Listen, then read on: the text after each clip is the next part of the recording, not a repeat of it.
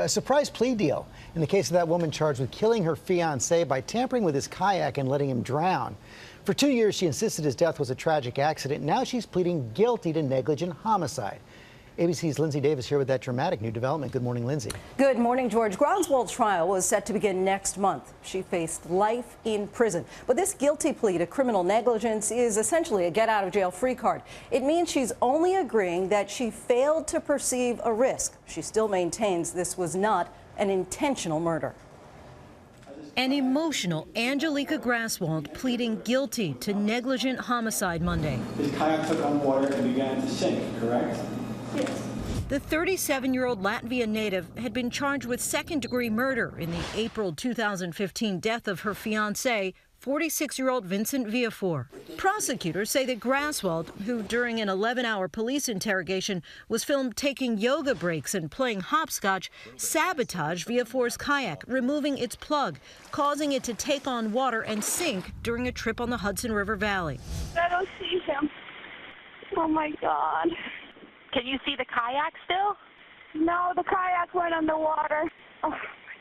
An investigator testified at an earlier hearing that Graswold said she felt trapped by Viafor and wanted to be free, admitting she took his paddle after his kayak capsized in the choppy waters while he begged her to call 911. In court on Monday, Graswold said she knew the plug was not in Viafor's kayak, knew that the weather was dangerous and that he had been drinking and wasn't wearing a life jacket, but she says she did not do anything to intentionally cause his death. You could tell by her the struggles that she had in the courtroom today, through her plea allocution, that she cared very deeply for Vince. She loved him very much, and never in her wildest dreams did she ever imagine that her conduct would lead to his death. Police arrested Graswold back in 2015 after that 11-hour interrogation. Why didn't you have that plug in there? He didn't have it because I wish I had it. I wanted him dead, and now he's gone. And I'm okay with it. She later explained her words to ABC's Elizabeth Vargas. Well, they kept asking me the same questions like 100 times. I knew that I was innocent. It was at my breaking point. I had it. So I just gave them what they wanted.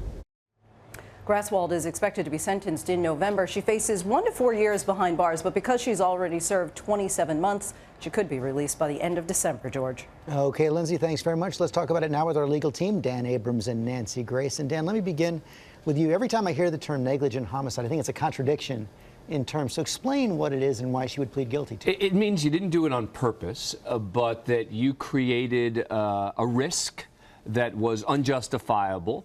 That either you did something or didn't do something that led to the person's death. Bottom line is that the reason she took this deal is because it means she's getting out of prison in a matter of months as opposed to risking it for years. The more interesting question is, why did prosecutors offer this deal? And the reason for that is because they had a weak case. Nancy may disagree with me on this, but the reason you don't offer this kind of deal to someone who's facing murder charges unless you are worried you're not going to get a conviction. And in this case, I think it would have been very hard to get a conviction because that videotape you heard, that alleged confession point, it's really taken out of context. When you listen to the full 11 hours, it's nowhere near as incriminating as the clip seems. I hear you laughing, Nancy. I guess you don't think it's a weak case? Listen.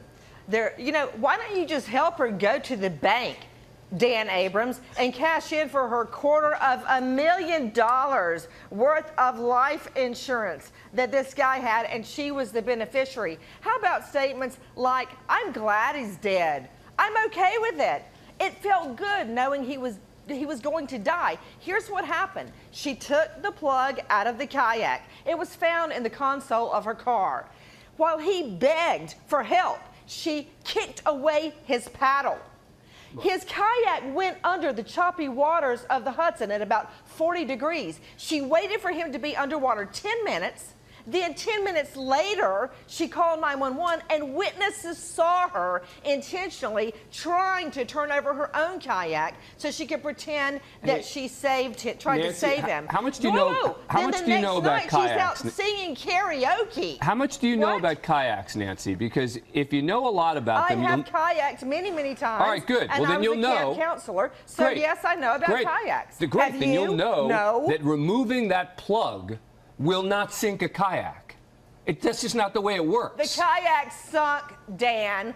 Do you argue that the kayak went underwater? They found it miles and miles away. All right, let me ask you another question. Have you been in the Hudson River? I say tomato. It went under. Have you been in the Hudson River when the weather's really, really bad? And I have sailed up to, on a boat and a sailboat. Okay. Up to Bannerman Island. One thing has nothing to do with the other. No. Kayak doesn't sink because of missing plug. Well, you brought it up, Kayak Dan. sinks because of high winds in Hudson River. And why, may I ask, did she kick away his paddle? There's no evidence that she kicked. Listening, not hearing. Again, kicked. She didn't. She never. She never she admitted to said kicking she away his kicked it paddle. away. She never admitted to that. She's charged with tampering with the paddle, And why do you she said think- she pushed away the paddle. And the she said that. reason- It's in her statement. The reason, no, she The did not reason? admit to kicking it away. Cha-ching. The reason. She admitted to pushing it away. The reason that she is settling this case and the reason that the prosecutors are offering this deal is because they don't have the kind of case you're suggesting. They're afraid. That's why they're doing it. I never tried a single case that I wasn't afraid I wouldn't get a conviction, but they're afraid a jury will sympathize with her. Come on. She said that she didn't break up with him because she was too spiritual. And if she just broke up with him, he wouldn't truly be gone. Nancy, Dan. the only hard part of my job in this segment is ending it. Thank you both.